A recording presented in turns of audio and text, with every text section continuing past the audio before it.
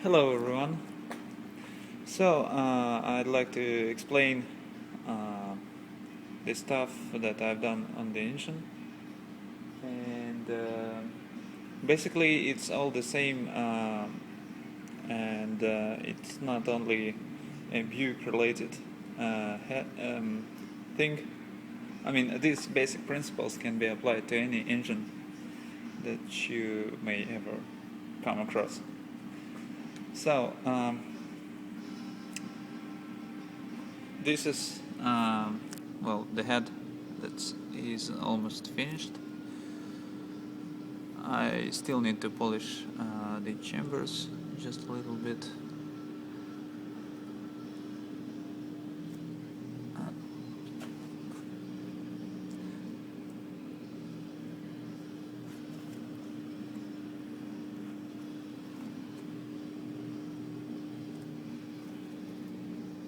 That is the center exhaust port, which is different from side exhaust port.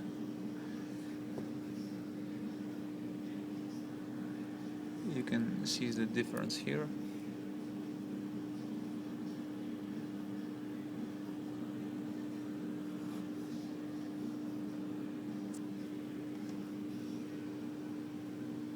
The main difference is that the center ports have the passages for heating the intake plenum. So we need to start from the basics. By that I mean, let's go here.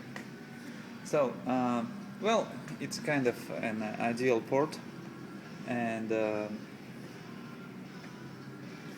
what I mean is that shape should give the best power and should be kind of what any intake port should look like. So, this is say and the intake whatever, and so it goes from here to here, and this plenum, let's say it's like here is a plenum and here is the runner.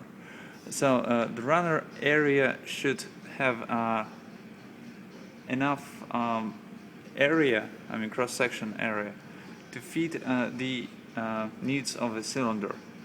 And going down, the intake port should only decrease, while the exhaust port should only increase. This helps to kind of feel the port better, just because it's expanding and decreasing, and it also helps to kind of remove unwanted vibrations of the air. So if you have a dead straight port, you will have a lot of vibrations inside the port, and you will lose horsepower just because of them. And so this shape has kind of nothing to do with the horsepower, since the port area should decrease quite a lot before you get to the throat. The throat is the most important part of the cylinder filling, I mean the port. It should be the smallest area, I mean cross-section area in the port, because the action, what it does, it kind of, it's a funnel or whatever you can call it. It's it's about the same as a carburetor, but vice versa. If it was a carburetor, this would go like that, and it would have velocity, it would have pressure converted to velocity, while here it's air speed converted to pressure, which you need to fill the cylinder. So in order to work, this thing needs a throat. Either it won't work correctly. Usually the throat is about 87% of a valve diameter, something like that. So this is a small turn. It's actually pretty good here, and this is a kind of a ball area, which is the backside of a port, opposed to the small radius and close to the seat. It has quite a big important. It gives a little. Well, it has a big value on the cylinder filling. What it does is, it's like that. So at first, when I just got into performance engines, I thought it looks like that. So it's about the same as you have a headlight in a car, which is kind of pushed in, and the air would I control. So let's say it's a car, and you have a pushed in headlight like that. So the air, yeah, it's ugly, but whatever. The air would go in, and it would cloud up, let's say, and it would stay there, and air would slide like that. It's not the best shape, because air would go like that, and there would be some bad actions in the flow, but it's something like that when you have it outside of something, outside the car. When it's inside the port, I thought it would act like the same, and air would fill the area, which is not desirable, and it would stay there, and it would slip on and go like that. But it's not true. It just won't work like that. This area, because it's pressure and speed, this area, because there is nothing moving on, it would have low pressure, and so the air would be literally sucked in. So it would expand here and get back there.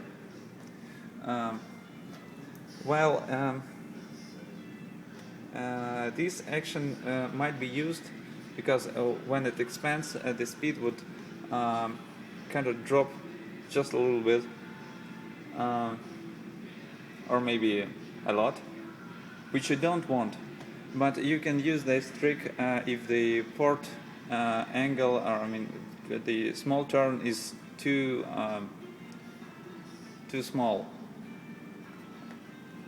Well, the air should not decelerate.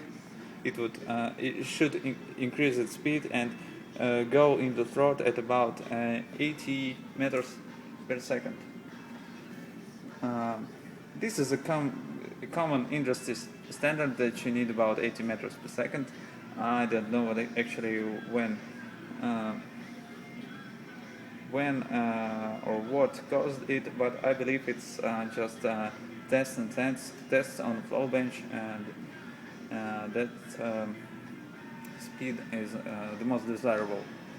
So when you have an increase in shape like that, you will lose the speed, and it takes a lot to get the speed back. It's like you have a sharp turn in the car, and you slow down, and you have to use a lot of power to get to the same speed on which you have on the entrance to the turn. So, for example, these are, some things. The other thing is, for example, if you have a smaller cross section here, the air would not just pass it here. So this trick is used in World Rally Championship cars. This is why they have all like 300 horsepower. They have a restrictor plate, which is about 35 millimeters in diameter, and the air would not just pass it. So you can't have a trick to pass it unless you cheat a lot. And so the plenum should just give the right area to fill the cylinders. Well, the port is the thing that the area, the plenum area is needed to have the volume to feed the cylinder, and the port is the thing that delivers. So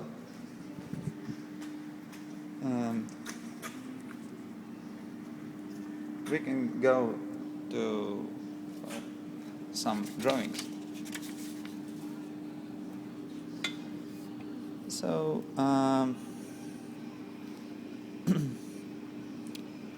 this is the head of our beloved Nailhead, and these are intake ports. So the drawings they resemble about the same that you might have seen if you have an X-ray vision, but you can, well, imagine that it looks like that when you look on it like that. So this is a kind of a speed wall because it's the longest one, and it would have the biggest speed that you can have in the port. It has very small turn. Well, this is a stock port. It was like it was pretty limiting the port capabilities. This wall. This wall was like that. It was like that. So it was closer to the guide, and you couldn't just have a flow in this part of the port. In between the guide and this side. I don't know actually why they done so, but there was a lot of dirt, and it was kind of clogged, and I believe it didn't flow a thing. If I wanted to increase the cylinder filling, I wanted to have more air delivered to the throat. So you can't, if you have a wall this close, if you have a wall this close, which is kind of shrouding the whole port, you would not have a chance to increase the area and just digging in there, because the casting, I believe, is not too thick, and you have a turn, and you will decrease the radius, and it will not flow as good as if you remove the this side of the wall. It's kind of closer, let's say, to exhaust port. So I moved it like that.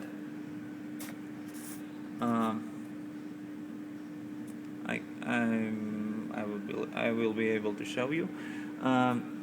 This side was kind of gently routed and put like that. So you will have the flow on this side of the guide, which you don't have from the factory. Also, the bowl area, this one was not round, and it was kind of geometric shape. It was like that, and that. Three angles, three sides, and it didn't look quite good. So I decided to round it up, and I also digged in this side, the long radius, order to have, well, more air that has the biggest speed. Yeah, kind of like that. Because of the lights and so on, my camera needs some time to stabilize.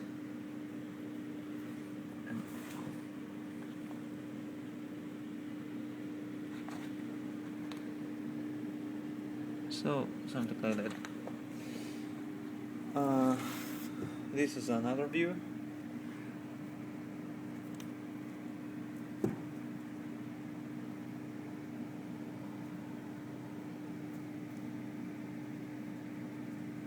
This is the part.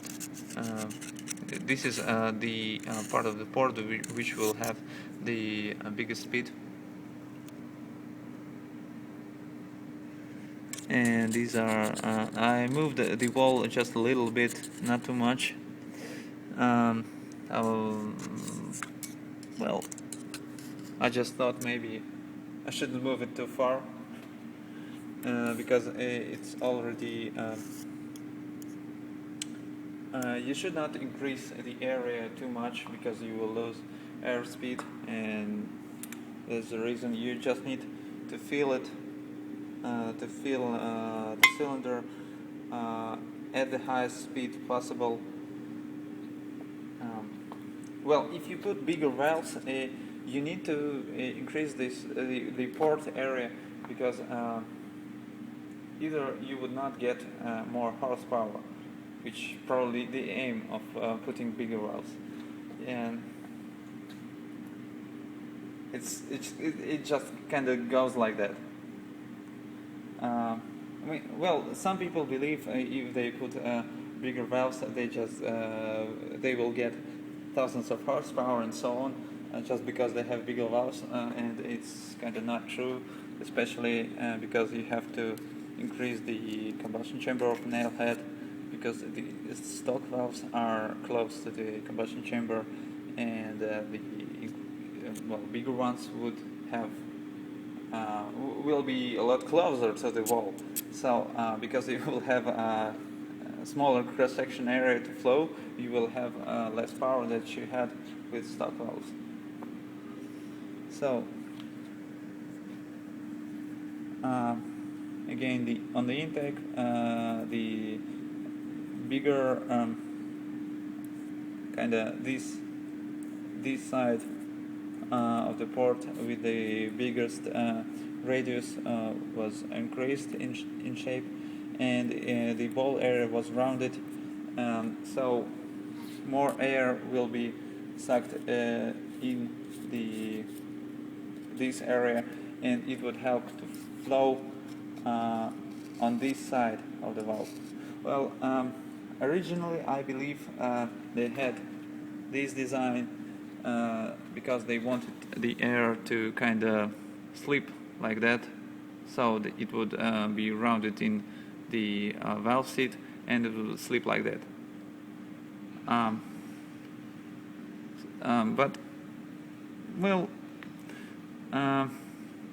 maybe flow techniques advanced or maybe something, but it's now believed that you need to have a good throat, and you need to have a straight part of the throat area should be straight in order to have enough kind of conversion from airspeed to pressure to get the horsepower, and that was my aim.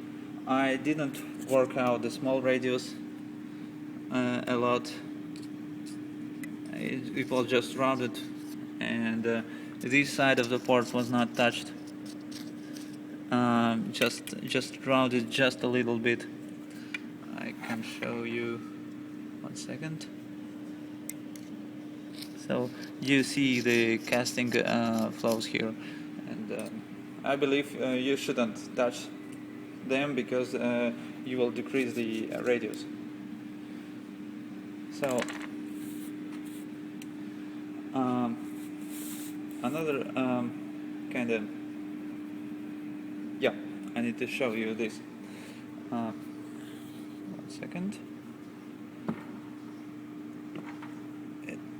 Then.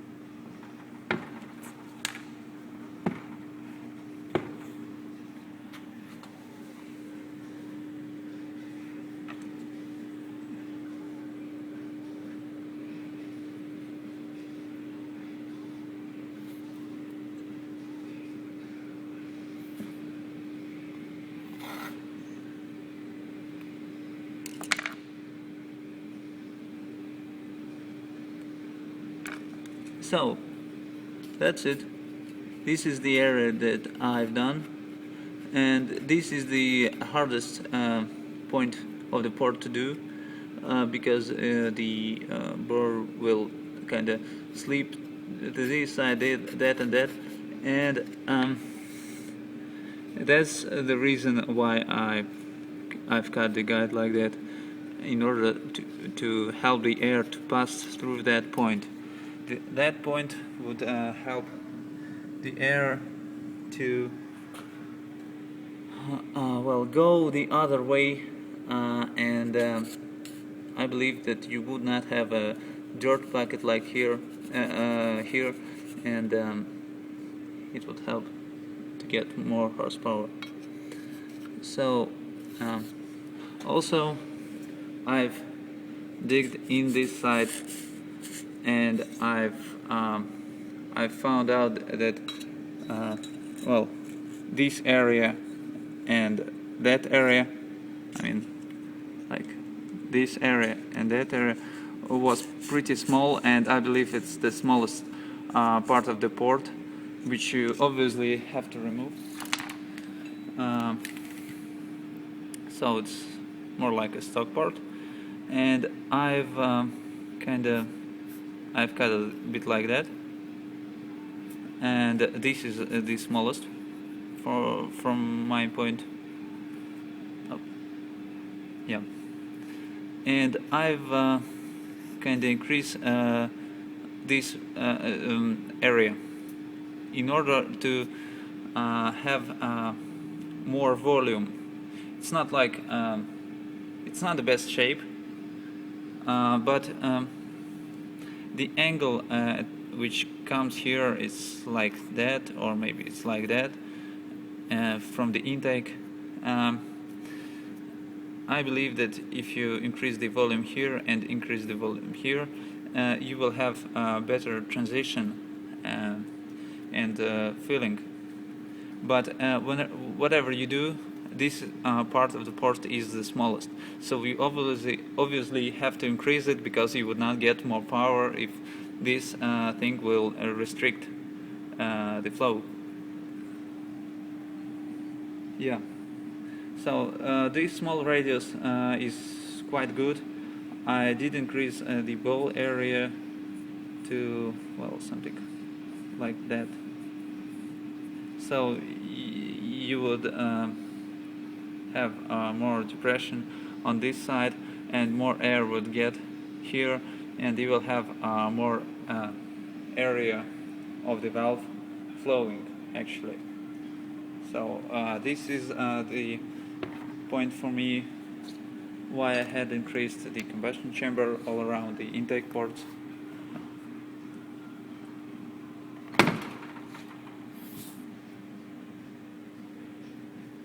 I mean, on this side, which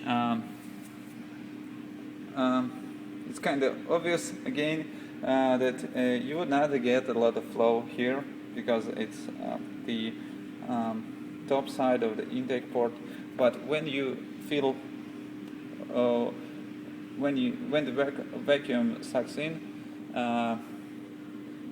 this area, well, if you have a valve inside, this area would restrict the flow, and it would go all around, and you will have all around flow. So this area would also flow, and by filling this bowl area, I've tried flowing it a little with some cast iron dirt which I had inside the port, and actually it did kind of swirl like that and go like that. So I believe it's the best swirl action for the port, because it will swirl like that, and thus it will fill the combustion chamber better and help to mix the fuel mixture and so on. The main port of Nailhead is obviously, again, swirl action and filling, because you have a big piston, well, damn, you have a big combustion chamber volume, and you have also a big piston volume that removes the big combustion volume when it goes up. So the air would be pushed from here and from here, and this will create fast moving air. It goes like the speed of air, and it's like little sonic booms which swirl the mixture a lot, and this gives the Nailhead its big low end torque and so on. This is all about it. So I think 26 minutes is about right for intake ports, and I will do another video on the exhaust ports.